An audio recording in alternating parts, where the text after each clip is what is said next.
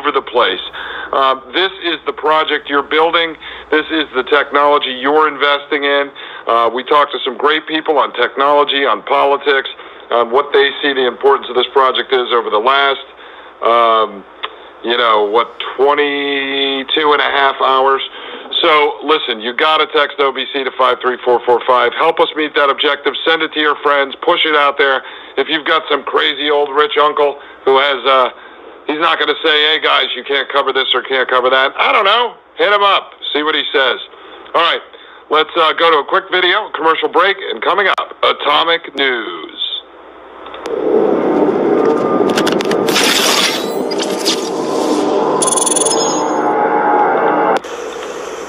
Hey guys, this is Laura back from Atomic News, and we were just driving down the highway, and I wanted to show you guys what we found here. So this is a sign that says humanitarian aid is never a crime, drop the charges, and then it says nomoredeaths.org. So this is a water drop that has been placed here by nomoredeaths.org. And in case you guys didn't know, nomoredeaths.org has recently had some charges filed, so I think this is interesting. They are prosecuting people for providing this type of a thing here in Arizona. So I wanted to just make a quick video and share this with you. I think the landowner just passed me. He's probably like, used to people doing this. But anyway, here we go. People leaving water and supplies out for illegal aliens. All right, guys, until the next clip. Okay, folks, Atomic News is hosted by Lawra Sharpe, dubbed the Border Queen. By her followers, Laura exposes the truth, raw, uncut, and unedited footage of the southern border, determined to combat fake news by Democrats and the mainstream media. Please welcome Atomic News, hosted by Lawra Sharpe. Hello. How are you, Laura? Good, how are you? Good to see you. Love that flag behind you. Thank you. The same one hanging on a pole outside my house underneath the American flag. And boy, I tell you what, you know who your liberal neighbors are in the neighborhood real quick when you do that. That's for sure. When I moved back to Arizona from Illinois a couple months ago, I was actually very happy to see several American flags in my neighborhood, so that made me really happy. And I apologize if you can hear my dog in the background. He's a little needy. That's okay. I got 5 running around here right now. Throughout this marathon, I've had my son taking him upstairs, and finally about an hour ago, he went, you know what? I'm done with this, Dad. Unless you're paying me, guess what? We're going to have a chat later on about the rent he doesn't pay and the food he doesn't have to buy and on and on and on. Exactly. So look, this being dubbed the Border Queen, I love this. I mean, you are the type person that is invaluable to us to share with this audience the things that you have personally experienced and reported on through Atomic News. Share with us some of the recent things that you've come across down there. Well, what I've seen is pretty amazing. But first, I want to thank a good friend of mine, Frank, from Let's Be Frank, who you had on earlier. He's the one that actually nicknamed me the Border Queen. He's one of my biggest supporters. So, but when I first started my channel, I really didn't know what it was going to be about. I was still living in Illinois, but I was watching from afar that first caravan that came through in the fall, and I was not happy with what I was seeing, especially being from Arizona and knowing this was coming into my state. So I started reporting from afar, and knowing that I was going to be moving back here, I started networking with lots of different patriots, like Conservative Anthony, like Paloma for Trump, or Guardian Patriots, AZ Patriots, Patriot Movement AZ, all of those guys, in order to kind of use my channel as a hub to push through all of that footage that they were getting so that we could get it out to people to see the truth and find out exactly what was going on. That wasn't edited, it wasn't cut, it was real, firsthand footage that somebody was getting. The channel took off right out right out the bat. And it sickened me what I was seeing. Specifically in Arizona. Arizona doesn't have family detention centers, really, let's just say. So Arizona had to utilize a network of 30-something churches, whether it be in Tucson or Phoenix, and I'm sure you've heard about the churches, to house all of these immigrants that were coming across the border illegally. We can't sustain it here, just like every other state can't sustain it here. And these churches would host them, I guess you could say, for a couple of days until they were bussed out of here to wherever their host family was or wherever their final destination was in the country. Because what a lot of people don't understand is that they're not planning to land in a border city. They're planning to disperse out into the country and disappear into the cracks of society. And these churches were and still are continuously assisting all of these people coming over the border. And instead of giving these resources to the community, all of these resources are now going to these illegal immigrants.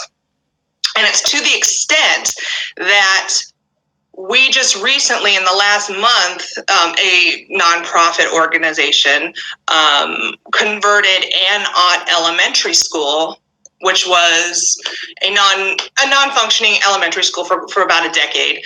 They converted that into a migrant shelter.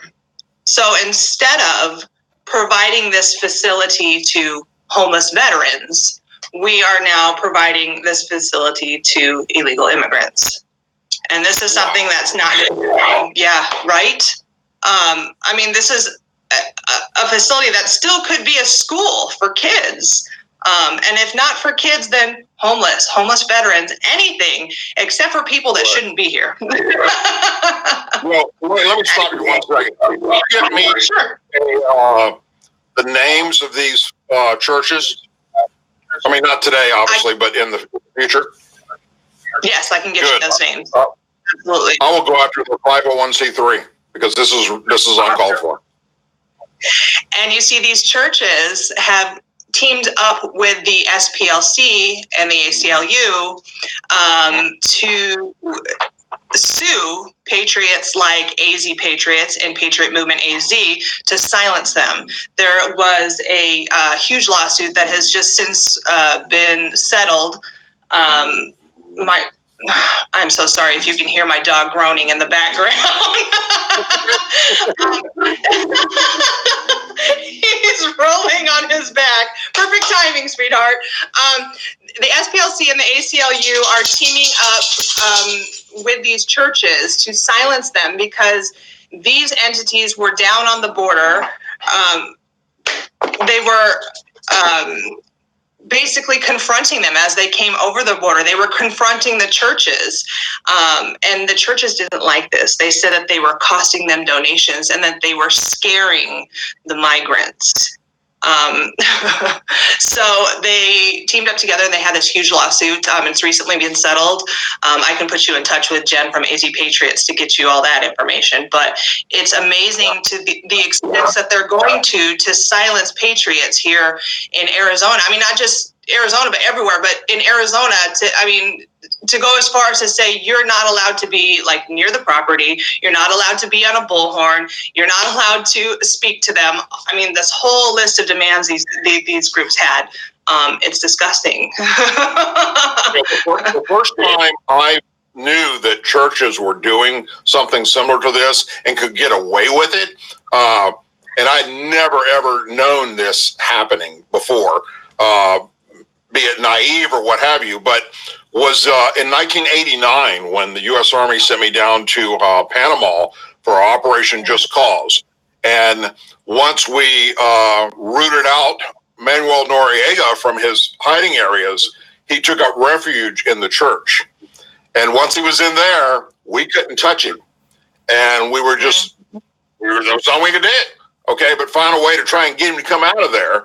And so they brought in psychological warfare people that basically set up gigantic concert speaker systems all around the property, and they blared heavy metal rock music 24/7 as loud as they could crank it until finally he went, "That's it, I give up," and came out. And yeah, these people take up in the church, and we just there's nothing we can really do about it. But Congress can take away their 501c3 if they're going to do stuff like that, because they're harboring and aiding and abetting is basically what's happening, and that's horrible. And we are criminally being taken advantage of here, and that's what it is. Right.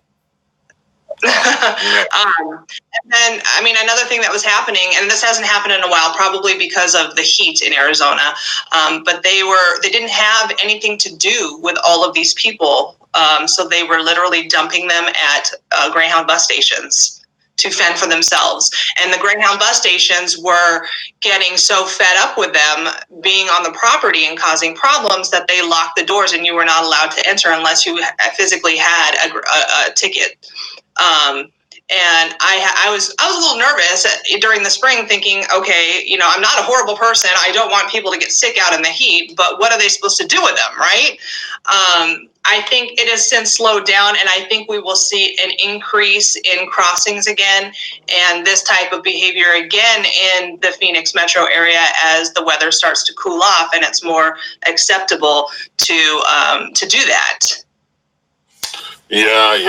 Have y'all seen any able to report on any of the sex trafficking that's happening? Is that much happening in the Arizona area, or is that heading more east, I guess, in areas away from cities? I think that it's happening everywhere that there's the open border with the opportunity, anywhere that there's not wall. And there are huge sections of Arizona that are walled, but huge sections that are not. Like in Yuma has miles of just the vehicle barriers. And down in June, I was down there and firsthand caught, videoed a group crossing those vehicle barriers. All they need to do is go on, just literally crawl under or hop over. And in my video, you can see a young man just hop over like it's nothing. And they will come up on the Mexican side, drop off whoever it is that they're helping or trafficking, and point to the other side, and that's where they know to walk across, and Border Patrol is on our side waiting for them. And in my video, you can see me catch him hop over the fence, and then the others went under the fence, and they hopped right into Border Patrol trucks without being frisked, without their bags being checked, without any of that happening. And my only thought was, how dangerous is this for Border Patrol? Because Who knows what they could have had in their backpacks? Who knows who they are? And children are coming across there. Yeah, it's scary. I've never heard of the situation where something like that happened, where they weren't at least patted down and some kind of basic safety procedures being done. That's what that tells me is they're overwhelmed so much that they just have to move on to the next one, and let somebody take care of that, get them to wherever they're going to drop them off at, and get back out there again, which is an officer safety problem. We're going to get more officers killed by doing something like that, which is very sad.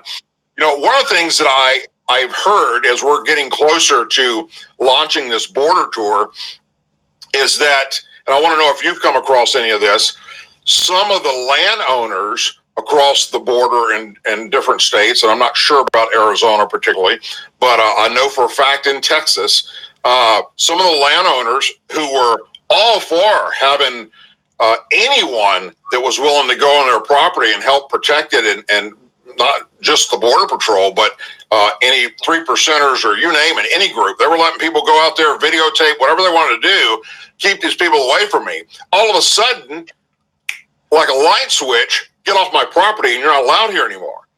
And supposedly, and I don't have factual evidence of this, but this is the feedback I'm getting from people, is that the cartel has paid these folks a huge amount of money to stop that from happening. And therefore, now they're just, well, hell, I'll take, $800,000, $900,000 or $1 million, whatever they're giving them, and put up and then I can just keep my property and move somewhere away from the border. And have y'all come across that at all? Anybody that was opening, their arms to you to come on their property and then all of a sudden say, you're not allowed here anymore? I have not heard that yet. It wouldn't surprise me if something like that did happen. I know there are a lot of landowners out there that are just screaming for help. And it makes me wonder that, well, if they can't get help from us, from our nation, from our government, then are they forced to get help from someone you wouldn't expect and get the help from the wrong side instead of the right side? I think that could be very possible. But right now, I do know that there are quite a few out there still screaming, help me, and getting nothing. Right. What has been so far the worst scenario you guys have reported on? I mean, anything particular stand out of a horrible tragedy that you've watched unfold? Well, with working with the Guardian Patriots in New Mexico, they're right on the New Mexico the border with El Paso, New Mexico, right in that little triangle area. I've worked with them the most to get the most footage onto my channel, and they're the ones that got all the controversial footage back in spring that led to the arrest of Jim Benby. People taking things out of context in the videos and not understanding what's happening, not just what they can see, but what's happening behind them that they can't see. In a lot of those videos, for instance, there was one young girl, it was a group of unaccompanied minors who medically was having problems, because in these videos, almost every single person that came across the border was sick, coughing, visibly ill. This young lady, they thought that maybe she was going into seizures, and they had to whisk her away. Border Patrol had to whisk her away very quickly. And you can see this in this video, in this footage. You can see them laying her on her side, trying to cover her up in a blanket, trying to get her water, things like that. And those are the things that are happening, but you don't ever really get to see those because the mainstream media is not going to cover that. And that kind of wakes you up what exactly happens. I mean, I've always said, and I don't mean this in a bad way to them, but migrants do not make good decisions.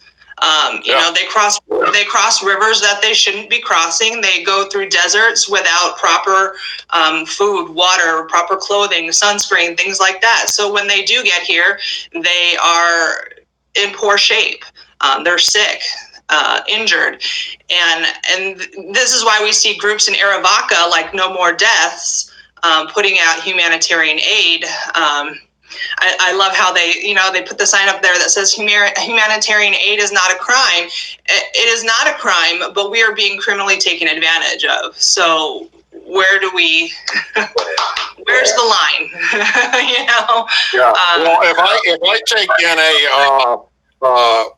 somebody that comes across the Canadian border, let's say, and robs a bank, and I let him stay in my house and feed him, I'm committing a crime. It's the same way with, it's just, there's not enough people like yourself and these patriots that are down there that are exposing this. I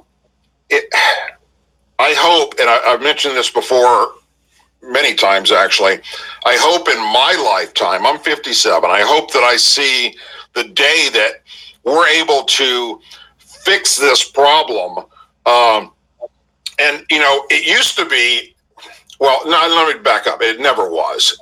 A lot of people say it used to be a Democrat-Republican problem, and that's really not true, because the Republicans, for 2 years had the House and Senate, 1600 Pennsylvania Avenue, and they didn't do anything to fix this problem.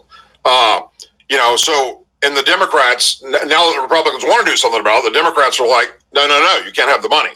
But we will take the money and spend it on everything else that you don't like, forcing the president to then declare an emergency to take money away from the military. Now, granted, what a lot of people don't realize, and Democrats won't tell you, is that money coming from the military is excess money that they're not going to use anyhow.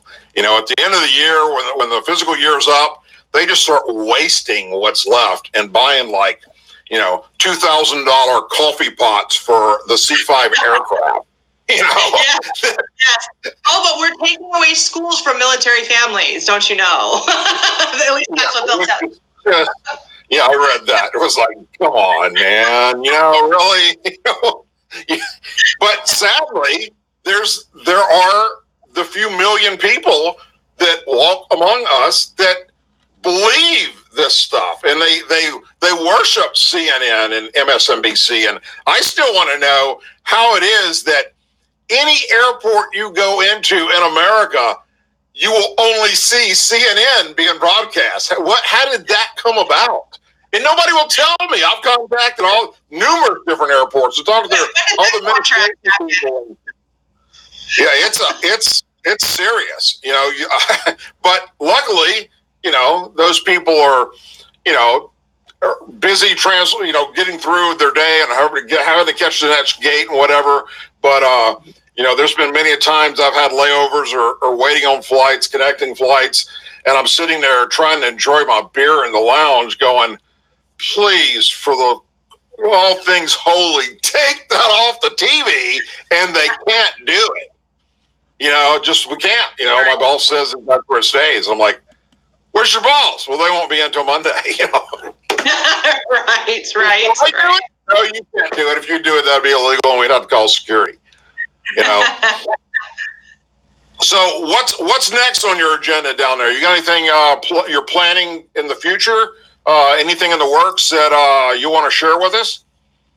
Yes, I am going back to Yuma this month. I haven't been back to Yuma since June because I was trying to hit all areas of the Arizona border this summer, and I went to the Sierra Vista side. I was just down in Arivaca, which Arivaca, you're not welcome if you're a patriot. So it's very sketchy there. But I was able to document what the wall looks like the double walls, where the wall ends. There, down in, I think it's pronounced Sasabe. I could literally walk around the wall and into Mexico. But there are not as many crossings in those areas, obviously, because there are a lot of wall areas. But in Yuma, we have still an open area. So I plan to go back to Yuma now that it's a little bit cooler and see if I can show the world again that, yes, it's still happening. Now that it's cooling off, we should be seeing more of this happening. And I want to get more, footage of the area down there because people don't believe how trashed it is in Yuma. I mean, garbage, the things you can find, plane tickets, because the migrants will take plane tickets to the border and then, take planes to the border and then cross once they get here. And then, so you can find IDs, plane tickets, backpacks, clothing. There's AZ Patriots nicknamed a section of the Yuma border the pants because it is littered with pants. You'd think there was a bunch of immigrants coming over here with no pants on because there's all these clothing items, but they're changing clothes before they come, across the border. And it's amazing what you will find there. And items that are completely inappropriate and scary. And I think it's time to show everybody that it's still happening because I know that it is. So. Yeah, when just the section in Brownsville, Texas, we were at this past April, I was just blown away at trash in the Rio Grande area right there. And the landowners tried their best to clean up on their side, but then it's clearly what on the other side of this water is just horrible. But you get further and further west. I can just imagine what we're going to run into and the things we're going to see. What's scary to us, or at least to me right now, as we get closer and closer to this, is the amount of people that are involved some way, shape, or form with our government, be it with support type stuff for the building the wall, or part of the construction with it, or different organizations that are United States government level that don't want us going down there to do this, and are saying we should not do that, and it's dangerous, and you should stay away from there, and which is making us go, that's where we need to go. Exactly. As veterans, we're used to running towards the fire. What do you not want us to see? And so that's why we're going to be doing live streaming while we get all out of the buses and we start our walking around. We're going to be live streaming the hell out of it, because I'm not as concerned with the cartel as I am with the United States government throwing something. That old saying that, I love my country, but I'm afraid of my government. That's popping in my head a lot as we get closer to this, going, what is it they're trying to hide? And is there a corruption level that's tied in with this cartel or with Mexican companies or who knows what we're going to see? Besides the everyday stuff that we already know about exists. But it does seem to me that somebody's trying to steer us away from that. And especially those that you would think would be on board with this and would want to be a part of this project, going, nope, don't want nothing to do with it, don't call me again. That's fishy.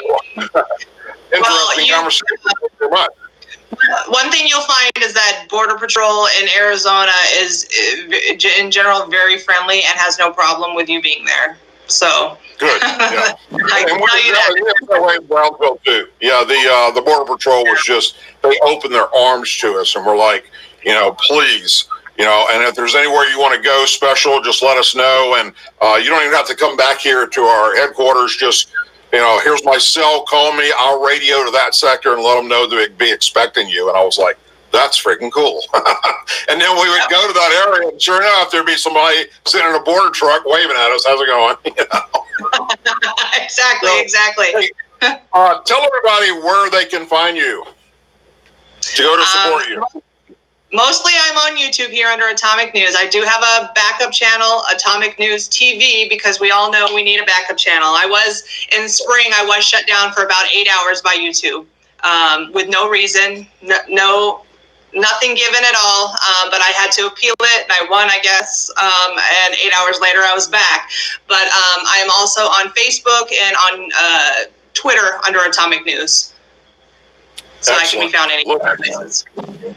You're a true American patriot. I thank you so much for being a part of this project and for coming on for this with us.